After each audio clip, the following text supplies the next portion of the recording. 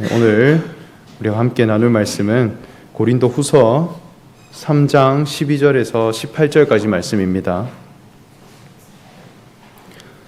고린도 후서 3장 12절에서 18절까지 말씀 우리 함께 읽도록 하겠습니다. 우리가 이 같은 소망이 있으므로 담대히 말하노니 우리는 모세가 이스라엘 자손들에게 장차 없어질 것의 결국을 주목하지 못하게 하려고 수건을 그 얼굴에 쓴 것 같이 아니하노라. 그러나 그들의 마음이 완고하여 오늘까지도 구약을 읽을 때에 그 수건이 벗겨지지 아니하고 있으니 그 수건은 그리스도 안에서 없어질 것이라. 오늘까지 모세의 글을 읽을 때에 수건이 그 마음을 덮었도다. 그러나 언제든지 주께로 돌아가면 그 수건이 벗겨지리라. 주는 영이시니 주의 영이 계신 곳에는 자유가 있느니라.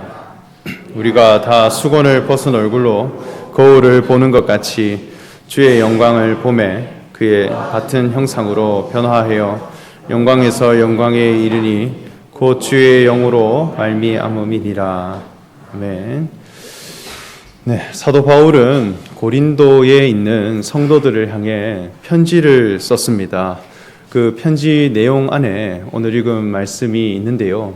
이 말씀을 통해 사도 바울은 소망을 가지고 담대해지자라고 하는 것을 말씀했습니다. 그래서 우리가 소망을 담대히 가지고 말한다 이렇게 했죠. 당시 고린도 성도들은 직면한 큰 문제가 하나가 있었는데 그것은 바로 분파라고 하는 갈등이었습니다. 그래서 교회를 이끌어가는 리더를 누구로 삼을 것인가라고 하는 것에 대해 파벌이 생기게 되고 또 그로 인한 갈등이 나타났다는 것입니다. 바울이 우리를 이끌어가는 사도다. 바울파가 있고 또 아볼로라고 하는 사도가 우리를 이끌어가는 자다 주장하는 사람들이 생겨난 것입니다. 그래서 이 갈등을 지켜보고 고린도전서라는 말씀을 통해 바울은 말씀하기를 나는 심었고 아볼로는 물을 주었으되 오직 하나님께서 자라게 하신다. 이렇게 입장을 정리했습니다. 그래서 서로 간의 신앙의 영역이 분명히 다르고 이 모든 것은 하나님이 우리를 자라게 하신다라고 말씀했습니다. 그럼에도 이 갈등은 더 심화되었고 너는 누구의 편이냐? 아볼로가 우리를 이끌어가는 자다. 바울이 우리를 이끌어가는 자다. 이런 갈등이 심화되자 고린도 후서 편지를 다시 쓰며 바울 자신의 입장을 다시 한번 말씀합니다. 나는 사도로서 어떤 말씀을 전하는 사람인지 내가 하나님 앞에 복음을 전하는 사람으로서 나는 어떤 신앙을 지향하고 있으며 여러분들은 어떤 신앙을 향해 나아가야 할 것인지 그 방향을 제시한 것입니다. 그래서 바울의 주장은 무엇이냐? 담대한 소망을 가지라는 것입니다. 초대 교회에는 하나님의 율법을 지켜 행함으로 의에 이르고자 하는 유대인들이 많이 있었는데 이 유대인들은 늘 생각하기를 하나님의 복음을 우리가 받았으되 복음도 우리가 받고 하나님의 계명도 열심히 지켜 행해야 하나님께 의로움이 되고 또 하나님이 영광 받으실 것이지 않느냐 이렇게 생각했다는 것입니다. 그래서 성경의 말씀을 암송하고 구약의 율법을 해석할 수 있고 또 그것을 실천하는 것에 대해 능한 사람, 그 사람이야말로 우리 교회를 이끌어갈 리더이고 사도이고 교회의 중심이 되어야 되지 않겠느냐 그렇게 주장하는 사람들이 많이 있었다는 거예요. 그래서 이방인들과 함께 식사를 하고 또 나는 이방인의 사도다라고 외치는 바울에 대해서 그 사도의 자격이 과연 있느냐 그 자격을 의심하고 또 너는 어떤 추천서를 받아서 우리에게 말씀을 전하느냐 그 자격을 늘 검증해 가려고 하고 또 분파가 나타났다는 것입니다.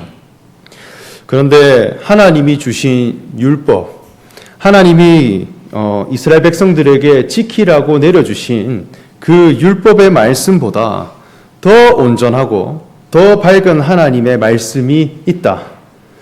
이것 다음 단계에 더 밝고 온전한 진리가 있으니 우리가 그리로 가야 한다. 그 소망을 가지자라는 것입니다. 더 영광스러운 신앙의 영역, 우리가 담대히 가야 한다. 바울은 말씀하는 것입니다. 그래서 구약에 있는 말씀을 인용하는데, 모세가 이스라엘 백성들 앞에 수건을 썼고 그 수건은 이제 벗겨져야 한다. 그 수건은 그리스도 안에서 없어질 것이다 말씀하는 것입니다. 모세의 얼굴에 수건을 씌운 사건이 있었어요. 그 말씀은 출애굽기 34장에 나오는 말씀인데요. 이스라엘 백성들을 이끌고 광야로 들어갔고 또 시내산에 이르렀을 때 모세는 그 시내산에 올라서 하나님과 대면하여 돌판에 기록된 율법을 받아 내려옵니다. 율법이 나왔다라고 하는 것은 시대가 바뀌었다는 거예요. 하나님을 알아가고 하나님이 나타나는데 그저 기적적인 불기둥과 구름기둥, 그리고 홍해가 갈라지는 위대한 기적으로 하나님이 나타나시고 하나님이 드러내시는 것을 떠나 이제 지나서 이제 계명의 말씀, 문자로 기록된 메시지, 그것으로 하나님이 누구신가, 또 그 문자에 그 기록된 말씀에 내 삶을 맞추어 감으로써 하나님은 누구신가 하는 것을 드러내는 그런 시대로 진입했다는 것입니다. 그래서 율법에 따라 내가 맞추어 살아가면 하나님은 복을 주실 것이다. 분명한 구체적인 내용으로 우리를 이끌어 가시게 된 것입니다. 그런데 처음 모세가 이 율법을 받아 시내산 밑으로 내려왔을 때 이스라엘 백성들에게 펼쳐진 광경이 어떠했느냐 하면 그들은 우리를 이끌어줄 신을 우리가 만들자. 그래서 백성들에게 장신구나 금을 다 모아서 그걸 녹여 금송아지를 만들고 있었습니다. 그래서 금송아지를 세우며 하나님의 율법이 내려올 때 찬양을 했다는 것입니다. 그 모습을 본 모세는 돌판을 집어 던짐으로 그 돌판은 깨지게 됩니다. 그래서 다시 모세가 시내산에 올라 하나님의 말씀을 받아 내려왔습니다. 두 번째 율법의 말씀을 받아 내려올 때 모세의 얼굴이 어떠했느냐 할 때 그 피부가 너무 밝게 빛나 백성들이 차마 눈으로 볼 수가 없었고 모세의 얼굴에 비춰지는 광채 때문에 사람들이 두려워했다 말씀합니다. 그래서 모세의 얼굴에 수건을 덮지 않으면 부담스러워서 너무 두려워서 마주할 수가 없더라는 거예요. 그래서 모세는 한동안 이스라엘 백성들과 함께 있을 때는 수건을 쓰고 말씀을 전했고 또 하나님 계신 성막 안으로 들어갈 때는 하나님을 배우러 나아갈 때는 수건을 벗어서 하나님께 나아갔다 그렇게 말씀합니다. 얼굴에 광채가 났다는 것은 무슨 의미일까요? 사람의 그 외모, 그 사람의 얼굴이 눈이 부실 만큼 광채가 과연 날 수 있는 것일까요? 정말 잘생기고 정말 예쁜 그런 연예인들을 보면 가끔씩 얼굴에 광채가 나는 것을 경험하기도 한다고 합니다. 저도 20대 때에 대구 시내를 지나가는데 우연히 그 이동욱이라고 하는 배우를 본 적이 있습니다. 근데 정말 멀리 떨어져 있는데도 수많은 사람들에게 에워싸여 있는데도 그 얼굴이 정말 빛나고 있다는 것을 봤어요. 이목구비가 너무 뚜렷하고 너무 잘생겨서 야, 광채가 나는구나 하는 것을 경험했습니다. 근데 우리는 그렇게 될 수 있을까요? 하나님의 율법으로부터 말미암은 얼굴의 광채, 그것이 외모 이야기일까요? 모세의 외모 자체가 빛났다는 말씀일까요? 이것은 하나님의 영광을 나타내고자 하는 예표입니다. 하나님의 영광이 그 사람으로부터 드러났다는 거예요. 하나님의 영광이 너무나 밝아서 그 사람을 통해 드러났다. 이 얼굴이라고 하는 것은 다른 사람들과 구별된 나만의 정체성이에요. 나라고 하는 사람을 가장 잘 설명할 수 있는 내 몸의 기관, 얼굴이에요. 그 사람의 성향과 그 사람이 추구하는 가치와 욕구들이 얼굴 속에 다 담겨 있다고 합니다. 그래서 얼굴을 보면 그 사람의 정체에 대해서 분명히 알 수 있다고 해요. 그래서 이 얼굴은 나라고 하는 자아의 간판입니다. 내가 가진 삶의 인격, 내가 살아가는 삶의 목적을 너무나 잘 표현하고 있는 하나의 간판입니다. 이것은 쌍둥이조차도 그 얼굴이 조금씩 다르다고 해요. 사람의 신원을 확인할 때가 되면 신분증에는 반드시 무엇이 들어가야 하느냐? 그 사람의 얼굴이 들어가야 해요. 나라는 사람의 정체를 확인하는데 반드시 얼굴로서 구별하는 것입니다. 그래서 하나님을 섬기는 사람들은 하나님의 얼굴을 구하는 자들이다, 이렇게 고백해요. 하나님 얼굴을 보기를 원합니다. 하나님 얼굴을 찾을 때에 나에게 얼굴을 보이셨습니다. 시편에 고백을 합니다. 하나님이 사람처럼 얼굴을 가지시고 외모를 가지신 분일까요? 하나님은 영이신 분이고 회전하는 그림자도 없는 분이라 하셨습니다. 하나님을 눈으로 본 사람은 없다, 그렇게 말씀했죠. 이것은 하나님이 가지신 정체성에 대해서 내가 분명히 보고 내 것으로 삼을 수 있는 사람이 되기를 원합니다 라는 고백이에요. 주의 얼굴을 찾는 자, 여호와 하나님이 다른 신과는 구별되는데 여호와 하나님이 가지신 그 분명한 정체성이 무엇인가, 그것을 내가 보고 그리고 그것이 내 것이 되고 내가 분명히 확인할 수 있는 사람이 되기를 원하는 것, 그것이 하나님 섬기는 사람에게 있어서 가장 큰 복이었다는 거예요. 그래서 늘 얼굴을 찾는 자들이다 했습니다. 오늘 말씀 4장에도 보면 사도 바울은 말씀하기를 예수 그리스도의 얼굴에 있는 하나님의 영광을 아는 빛이 우리 마음에 비추셨느니라, 이렇게 말씀합니다. 예수님의 얼굴 속에 하나님 영광이 담겨 있다는 거예요. 예수님의 정체성에 대해서 알아가면 알아갈수록 하나님의 밝은 영광과 그 진리가 뚜렷하게 나타난다라는 것입니다. 그래서 이 얼굴은 정체성이면서 동시에 영광을 드러내는 통로예요. 예수님이 제자 베드로와 야고보와 요한을 데리고 변화산에 올라가셨을 때 그곳에는 어떤 광경이 펼쳐졌느냐? 스승 예수님과 모세와 엘리야가 그 변화산에서 함께 대화하고 있는 것을 보았습니다. 어쩌면 민족의 리더, 그리고 기적의 선지자, 그리고 자신의 스승인 예수 함께 모여있는 이 현장, 이것은 금상첨화와 같고 가장 신앙에 있어서 완벽한 상황이라 할 수 있어요. 그런데 누구에게만 광채가 비추었느냐 할 때 예수님의 얼굴과 옷이 해같이 빛났다. 그래서 제자들이 너무 두려워서 엎드려졌다, 이렇게 말씀합니다. 예수님이 가진 정체성이 가장 탁월하고 하나님의 영광이 비쳤다는 것입니다. 모세가 가진 하나님의 영광이 있어요. 모세가 율법을 가지고 내려올 때 비춰진 밝음이 있습니다. 그것은 이스라엘 백성들이 볼 때 너무 커서 차마 자기 눈으로 직면하지를 못했다는 거예요.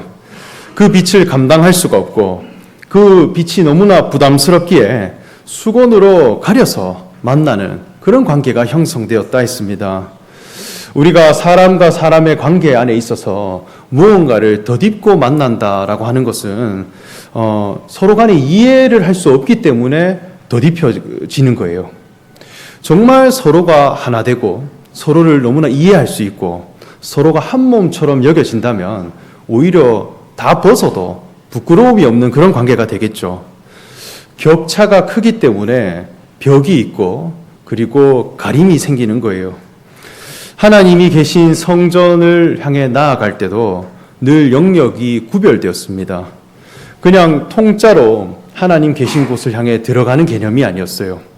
백성이 들어갈 수 있는 곳, 제사장이 들어갈 수 있는 곳, 대제사장만이 출입할 수 있는 곳이 구분되었습니다. 그 영역은 휘장이라고 하는 천막으로 그것을 철저하게 가렸어요. 그래서 그 안을 절대 들여다볼 수 없고 그 속에 어떤 영광스러움이 있는지 어떤 가치로움이 있는지 밖으로 새어나가지 못하도록 그렇게 가려서 구분해가고 만나갔다는 것입니다. 그런데 예수님이 십자가에 매달려 죽으실 때 그 지성소를 막고 있는 휘장이 위에서 아래로 찢어졌다, 이렇게 했죠. 더 이상 가릴 것이 없는 관계가 되었다는 거예요. 하나님께로 나아가는데 예수 그리스도를 통해서 가게 되면 그 영광스러움이 다 나에게 들어오게 되고 내가 그분과 하나 될 수 있는 기회를 받게 되었다는 것입니다. 선악과를 먹은 아담과 하와, 선악에 대한 지식의 열매를 먹었을 때 어떤 현상이 일어났느냐? 하나님 앞에 자기를 가리기 시작했어요. 나뭇잎으로 자기 몸을 가리고 하나님의 낯을 피해 숨었다 이렇게 했습니다. 하나님의 얼굴을 보기가 두려웠다는 거예요. 자기에게 부끄러움이 생겨서 가리고, 그리고 마침내 그 에덴 동산에 쫓겨나게 되었어요. 그래서 에덴 동산을 향해 들어올 때는 불칼을 둘렀다 했습니다. 그래서 막아 놓은 것입니다. 막을 쳐놓은 것이고 쉽게 들어올 수 없도록 가렸다는 것이죠. 서로가 서로를 담아낼 수 있는 상태가 되지 못하면 늘 더딥혀진 상태로 만나게 되는 것입니다. 이스라엘 백성들이 모세를 볼 때 그 눈이 너무 부셔서 수건으로 가렸다 하는 것은 모세가 가진 그 신앙의 영광이 너무나 탁월하고 너무나 빛났으나 백성들은 그것에 대해 전혀 이해하지 못하고 또 그것을 받아낼 수 없는 그런 상태였다라는 것이죠. 사람들은 생각할 때 그저 내 눈에 들어오는 가시광선, 어떤 내 눈에 들어오는 빛의 파장들, 이것을 참 빛이라고 생각합니다. 그래서 내 육체의 눈으로 보고 있는 그것을 참된 것이라 여겨요.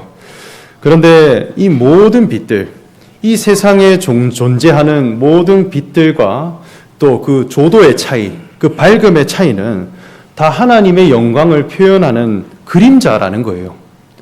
하나님의 영광이 너무나 밝고 내가 그 영광으로 말미암아 살아야 될 자라고 하는 것을 알기 위해 이 빛을 주셨고 또 밝음의 차이를 두게 하셨다는 것입니다. 이 영광이라고 하는 단어, 하나님의 영광이라고 하는 이 단어는 헬라어로 독사라고 하는 단어를 사용하는데 이 뜻을 살펴보면 나타나다, 표현되다라는 뜻을 가지고 있습니다. 그래서 하나님의 영광이라고 하는 것은 하나님이 나를 통해 드러나게 되는 거예요. 정말 하나님이 누구신가라고 하는 것이 표현되고 나타내는 것이 영광스러움입니다. 내가 훌륭한 상을 받고 사람들이 존경할 만한 업적을 이루고 난 후에 하나님께 영광을 돌립니다. 이렇게 많은 사람들이 이야기를 하는데 사실 하나님의 영광이라고 하는 것은 하나님 그분의 분명한 정체성, 하나님이 옳다 하시는 의가 내 삶을 통해 나타나고 나도 그 의를 분명히 볼 수 있는 사람이 되는 것, 그게 영광스럽다라는 것입니다. 우리 인생의 가장 중요한 목적이 뭘까요? 사람이 태어나서 사람으로서 살아가는 데 있어서 가장 중요한 목적이 무엇이냐 이렇게 할 때 사람은 하나님을 영화롭게 하고 하나님을 영광스럽게 하고 또 그로 말미암아 영원토록 즐거워하는 것이다. 요리문답에 나와 있어요. 그 사람의 존재 목적은 먼저는 하나님의 영광을 나타내는 것, 그리고 그로 말미암아 기뻐하는 것이다 이렇게 하죠. 그러니까 하나님이 누구신가를 나타내게 하는 것이 우리 인생의 가장 중요한 목적이라는 것이에요. 그런데 이 영광에 대해서도 분명한 차이가 있다라고 하는 것을 볼 수 있습니다. 하나님이 천지를 지으실 때 그 첫째 날에 무엇을 만드셨나? 빛이 있으라 이렇게 했습니다. 가장 먼저는 빛이 나타났어요. 그리고 이틀을 보내고 셋째 날을 보내고 넷째 날에 무엇을 창조하셨느냐? 광명체를 다시 만들었다 했어요. 분명히 빛을 창조하셨는데 넷째 날에 다시 빛을 창조하셨다는 것입니다. 그런데 넷째 날에 창조한 빛은 그 밝음의 차이를 두게 했다는 거예요. 그래서 낮과 밤을 구분하시고 또 계절과 날과 해, 별과 달과 또 해를 두어서 그 밝음의 광명체들을 서로 간에 다르게 그렇게 구분하셨다 말씀합니다.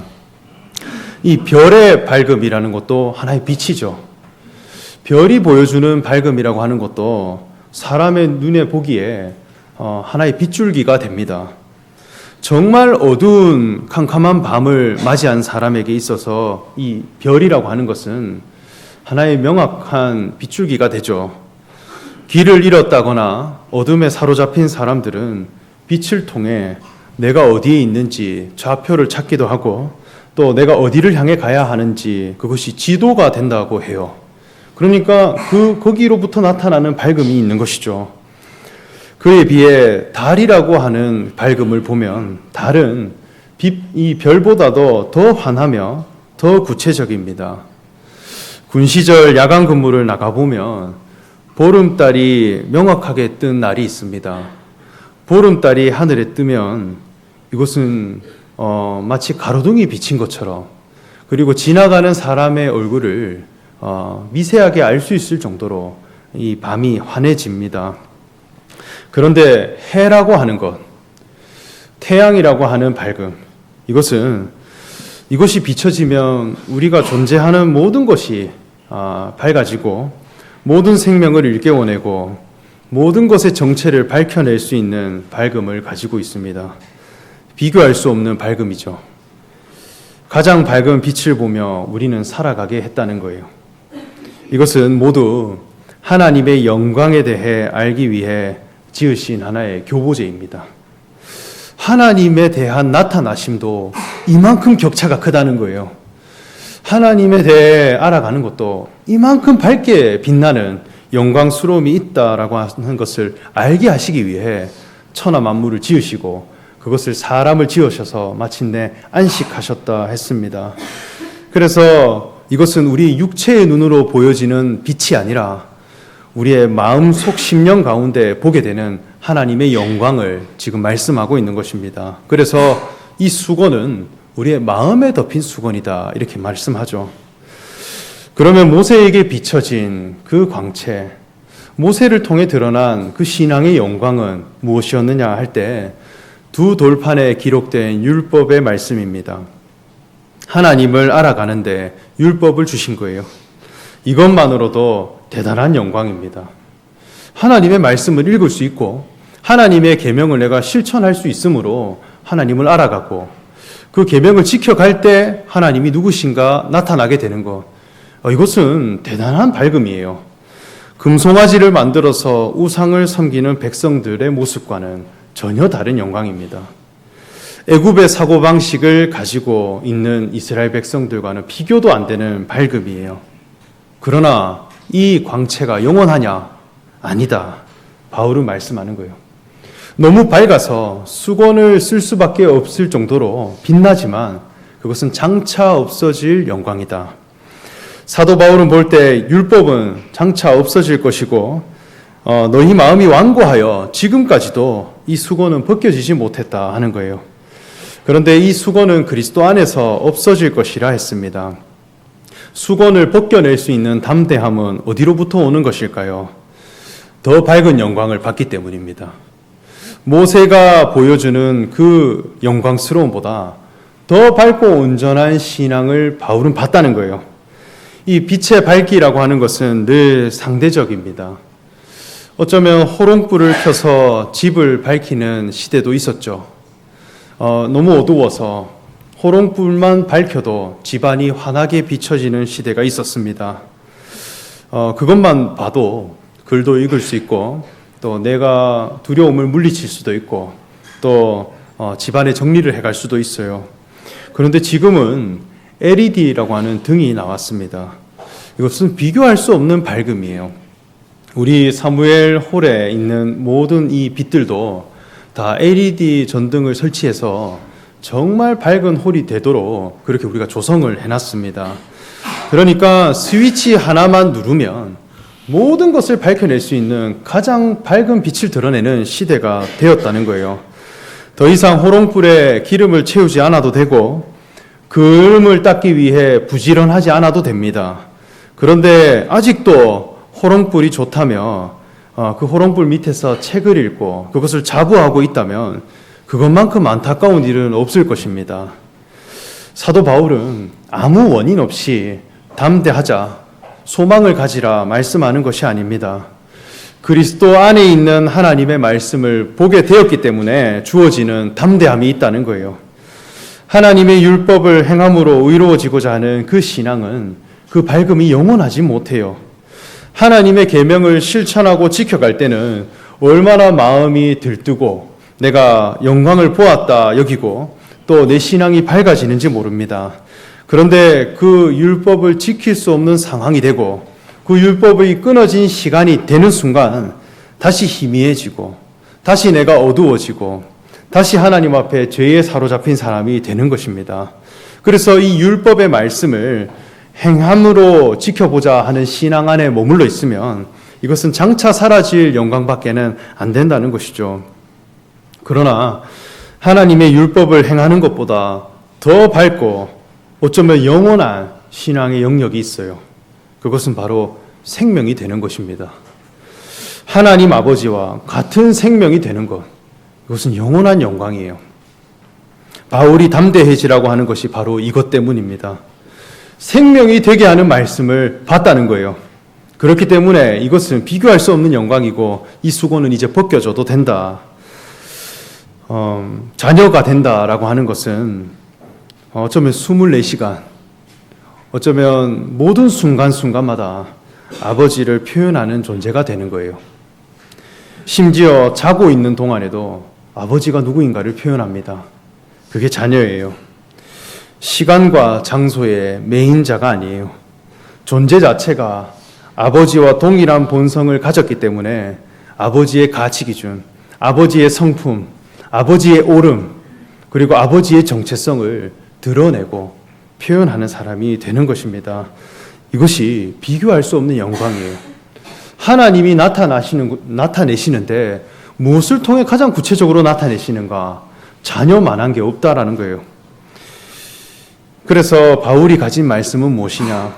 예수 그리스도라고 하는 한 존재를 설명하는 말씀이라 했습니다. 요한복음 1장을 보면 사도 요한이 소개하기를 태초에 말씀이 계셨고 이것은 참 빛이다. 곧 세상에 나와서 각 사람에게 비추는 빛이 있는데 이것은 생명의 빛이라 이렇게 했습니다. 사람에게 비추이는 빛이고 생명에 관한 빛이다.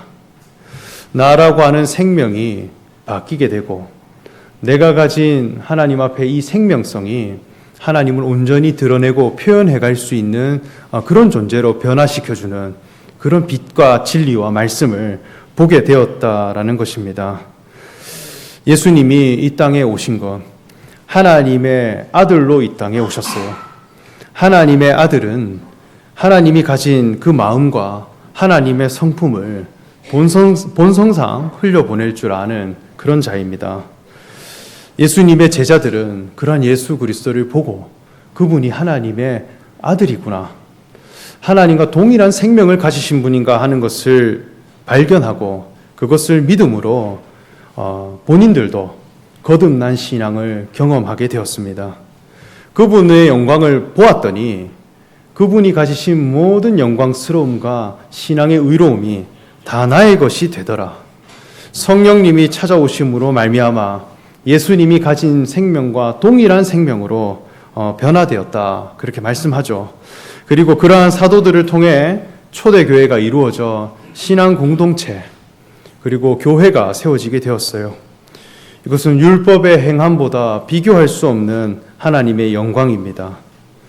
하나님의 계명을 실천하고 내가 애씀으로 의로워지고자 하는 그 신앙은 늘 시간과 장소에 매여요. 기도 시간을 정해야 하고 기도 장소를 정해야 합니다. 주일과 평일이 구분됩니다. 그래서 장차 사라질 영광이라는 거예요.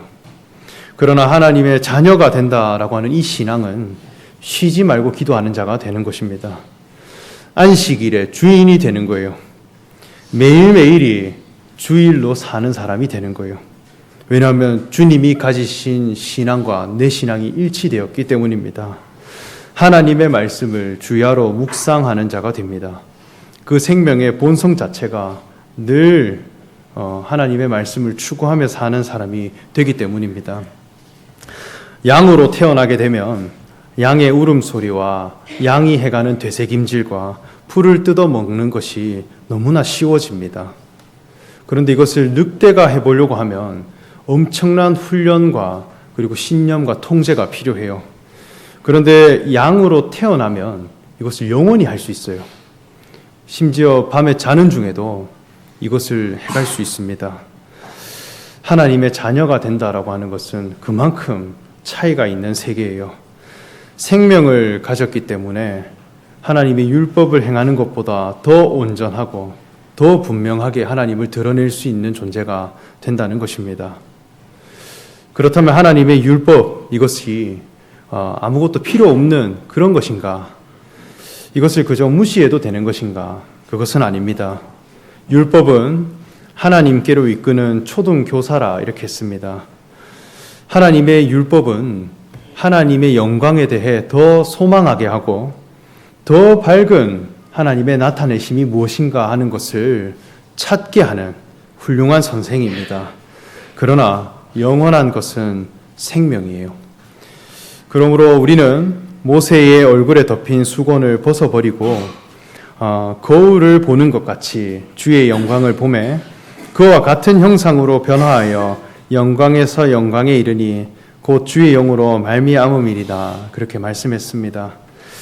이제는 수건을 덮고 보는 것이 아니라 거울을 보는 것 같이 같은 형상을 가진 관계가 되었다.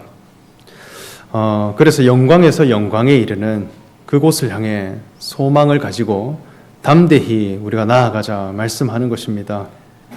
거울을 보는 것 같이 주의 영광을 본다는 것은 그와 내가 동일한 생명에 이르렀기 때문에 하나 되는 것입니다. 바울은 예수 그리스도를 믿음으로 하나님의 자녀가 된다라고 하는 그 영광을 선포했어요. 사람의 행함과는 비교할 수 없는 하나님의 의가 되므로 바울은 율법의 행함과 혼용해서 복음을 전하는 것이 아니라 오직 생명에 관한 메시지, 예수 그리스도 그 한 분을 믿게 되므로 우리가 하나님의 자녀가 된다라고 하는 그 복음의 가치를 분명히 알고 나는 이 길을 가겠다. 그러므로 너희들도 담대히 소망을 가지라. 그렇게 제시했고 그 길을 걸어갔습니다. 바울이 고린도 교회 성도들을 향해 전해갔던 그 말씀의 교훈 우리가 늘 생각하고 또 우리도 함께 담대한 소망을 가질 수 있는 자들이 되기를 원합니다. 신앙의 영광의 차이 그리고 신앙의 시대가 이미 바뀌어졌습니다. 예수 그리스도가 오셨음으로 말미암아 하나님의 영광이 무엇보다 밝게 드러낼 수 있는 신앙을 제시했어요. 이미 그것 시대가 바뀌었는데 이전 것에 머무를 필요가 없다. 그것은 내가 혼용할 수가 없다. LED 전등과 호롱불을 혼용하는 것만큼 미련한 것이 없듯이 너무나 밝은 진리가 제시되었기에 나는 그 길을 간다라고 하는 것을 밝혔습니다. 우리도 그 길을 함께 걸어가고 그것을 하나님의 공의로 삼을 줄 아는 지혜로운 성도님들이 되시기를 소망하며 말씀 전합니다. 함께 기도하겠습니다. 하나님, 바울이 전해주신 말씀을 우리가 늘 기억하고 우리가 하나님 앞에 어떤 의를 사모하고 하나님의 영광이 밝게 드러나는 그 신앙이 무엇인가 하는 것을 늘 찾는 자들이 되게 하여 주시옵소서. 하나님의 율법의 범위와 한계를 분명히 이해하는 자가 되게 하시고 또 생명에 이르게 하는 그 말씀이 무엇인가 하는 것을 우리가 찾아서 장차 없어질 영광으로 살아가는 사람이 아니라 영원히 하나님을 드러내고 영원히 하나님의 그 생명과 본성이 무엇인가 하는 것을 나타낼 수 있는 참된 그리스도인이 되게 하여 주시옵소서. 감사드리며 예수님의 이름으로 기도합니다. 아멘. 다 함께 찬송가 398장 함께 찬송하겠습니다.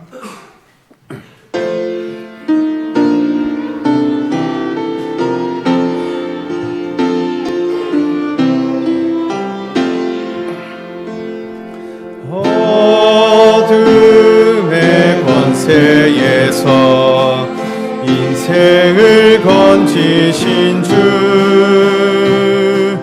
길 잃고 헤매이던 우리의 빛이시라. 영원한 그 나라에 참 빛을 보이시고 그 얼굴 광채 우리 길 비추인다. 허무와 고독에서 인생을 건지신 주, 외로운 길 홀로 가는 우리의 친구시라. 진리의